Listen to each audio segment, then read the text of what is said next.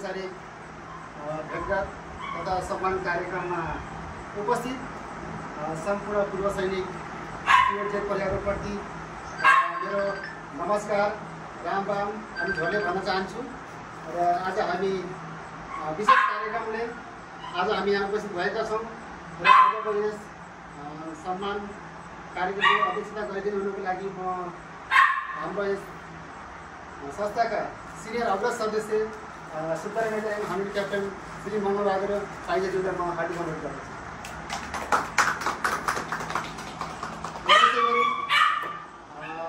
समयलाई सदुपयोग गर्दै अति नै ढिला नगरिकन सम्पूर्ण उपस्थित सदस्यज्यूहरूलाई पनि यसै स्थानमा आसन ग्रहण गरिदिनको लागि म हार्दिक अनुरोध गर्दछु। र हाम्रो यो संस्था पूर्व सैनिक टिएडजेड राइफल संस्था सुरु भएदेखि र आजसम्म यहाँसम्म जति पनि अग्रजहरूले जति पनि सिनियर साथीहरूले यहाँसम्म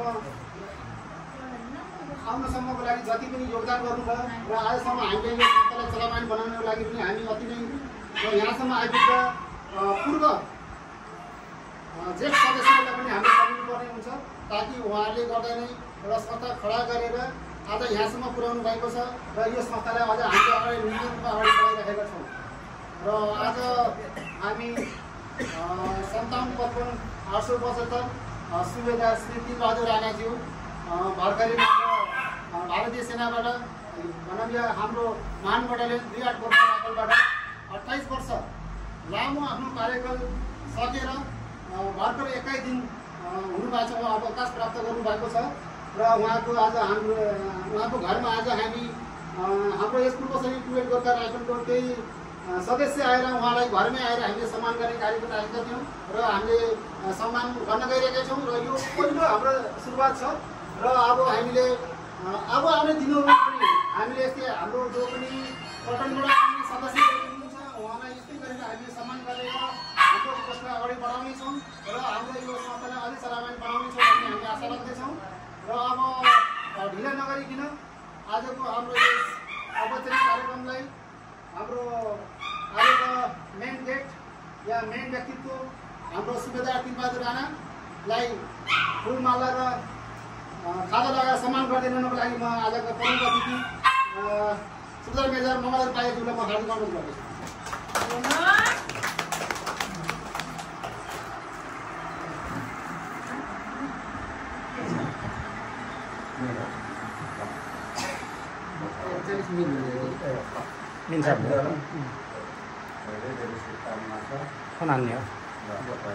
सकुशल आफ्नो आउने दिनहरूमा घर परिवारसँग एकदम सुख शान्ति र कुशलताको साथ समय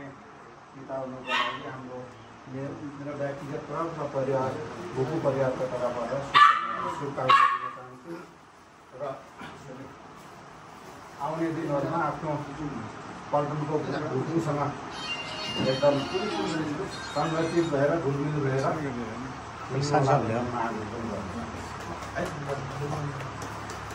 नभनी है शुभकामना छ, बधाई छ। मैले ठिकै बराबर भनेको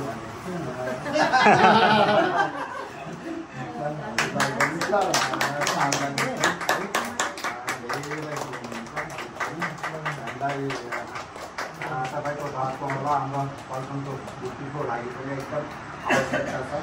तपाईँहरू जस्तोका साथ सपोर्ट किन है बहिनी ल नानी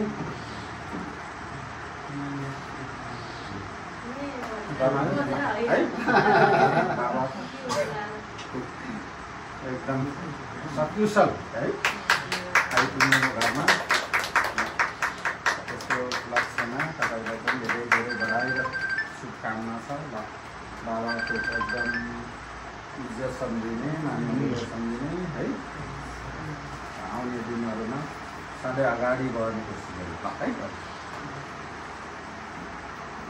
सानो छोरी शुभकामना बढायो है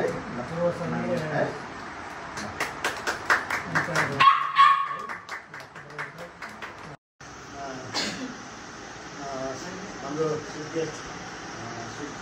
सुधार्नगर हामीलाई क्याप्टेन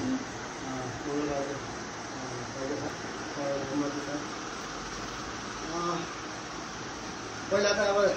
फौजमा हुँदाखेरि त त्यस्तो लाग्थ्यो तर अहिले आउँदाखेरि आफ्नो पेट परिवारलाई देख्दाखेरि धेरैभन्दा धेरै खुसी लागेको छ। जस्तै आएर घरमा आइसकेपछि पनि यति मान सम्मानले चाहिँ घरमा यसरी आइदिनु भयो अनि सम्मान भइदियो भने राम्रो हुन्छ र बेला बेलामा यस्तो भएको राम्रो हुन्छ र अरू केही पनि नभनेर हामी सधैँभरि अब यसरी नै हाँसी खुसी ट्वेल्भ गियर परिवार अब भनौँ न खुसीमा अब दुःखमा सबै चिजमा चाहिँ यसरी भेटघाट भइदियो भने धेरै खुसी लाग्छ। मेरो यति नै छ ल धन्यवाद। धन्यवाद हाम्रो सुब्बा तिवारीज्यूलाई उहाँले आफ्नो अति महत्त्वपूर्ण सान्दर्भिक भनाइराखिदिनु भयो र उहाँले भन्नुभएको छ कि यस संस्थालाई अब अझै हामीलाई विश्वास छ कि उहाँ यो सत्तामा रिटायर भएर आएपछि आबद्ध भएर उहाँले अझै यो हाम्रो संस्थालाई अगाडि बढ्नको लागि उहाँले अझै मार्गदर्शन गर्नुहुनेछ र उहाँले सक्दो सहयोग गर्नुहुनेछ भन्ने हामी आशा गर्दछौँ र अब धेरै कुरा नगरिकन अब हाम्रो आजको यस कार्यक्रमलाई छोटो वक्तव्यको साथ विसर्जन गरिदिनुको लागि म आजको हाम्रो यस कार्यक्रमका सिनियर सदस्य र अध्यक्ष श्री सुन्दरमेजन हन्वी क्याप्टेन मङ्गलबारी पाइए साहबलाई म हार्दिक धन्यवाद। धन्यवाद। उपस्थित सम्पूर्ण सेक्रेटेरिएट व्यक्ति परिवारमा विचार त हाम्रो धेरै पहिलादेखि थियो तर केही कुरा त्यही हो आखिरमा गएर अलि सहमति नहुन सक्ने कहिले के भन्ने कहिले के नभन्ने कहिले यो भन्ने कहिले त्यो भन्ने गर्दाखेरि सबै छुट्यो जसलाई भएर हामी अलि पछाडि पऱ्यौँ। अब त भर्ती हुनु पनि छोड्यो पेन्सन आउने पनि अब आस्ते आस्ते कम हुने जान्छ कम जाँदा जाँदै हुन्छ भने त आउने दिनहरूमा जति पनि बचेपछि चाहे जुनै पनि ऱ्याङ्कको किन नआउन् उहाँहरूको घरमा गएर यस्तै सम्मान कार्यक्रम राखिदिनु मैले सुझाव त्यही दिन चाहन्छु कि हाम्रो 4वटा क्षेत्र छ बुटोल एरिया बरघाट साइडको 4वटा बीबाट बनेको छ बुटोल एरिया बरघाट एरिया क्षेत्र अनि बेलबास क्षेत्र अनि हामी भैरा साइडबाट 4वटा क्षेत्र बनाएर जानुहुन्छ। सबै हामी एकत्रित हुन सक्दैनौँ। यदि बेलबास साइडको कुनै पेन्सन आउँछन् भने त्यतिबेला आफ्नो सानो सम्मान कार्यक्रम गर्ने बरघाट साइडमा कोही आउँछन् भने त्यतिबेला सानो आफ्नो सम्मान कार्यक्रम गर्ने हाम्रो भैरा साइडको आज हामी तयारी गरिरहेका छौँ। त्यस्तै प्रकारले बुटोल एरियामा कोही आउँछन् भने बुटोल एरियाको एकत्रित भएर साथ धेरै जानु जरुरी छैन गएर सम्मान कार्यक्रम राख्ने र अलिकता आफ्नो सदस्य बढाउने अनि आर्थिक सङ्कलन रकमहरू सङ्कलन गरी आफ्नो कोषलाई अझ मजबुत बनाउने विचारमा सबैले अगाडि बढिदिनु पऱ्यो। यही सल्लाह सुझाव दिने म आफ्नो छोटो वक्तव्य यही समाप्त गर्छु।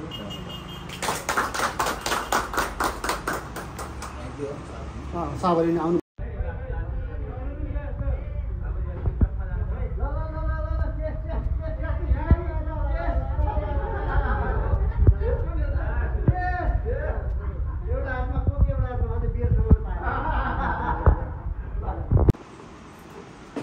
क्षेत्रमा दाजुभाइ भनेकै पठाउने मान्छे हो। म त भन्न खोजेको के हो कि अघि अलिकति अलिक परिपुग्यो नि क्या एकैचोटि झ्याप्पै भनिदिनु भयो।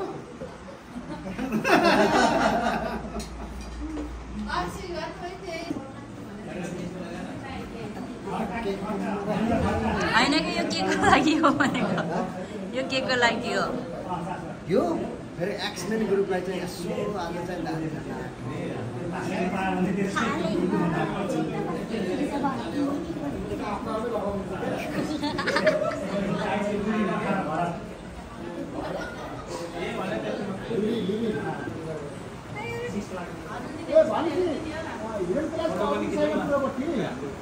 ल आज चाहिँ म पेन्सन आएको खुसीमा चाहिँ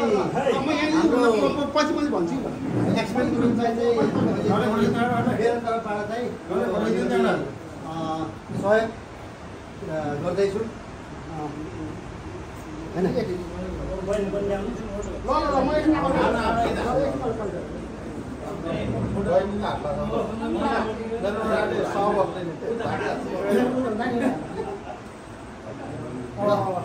एक्सपेन्स ग्रुपमा मेरो तर्फबाट है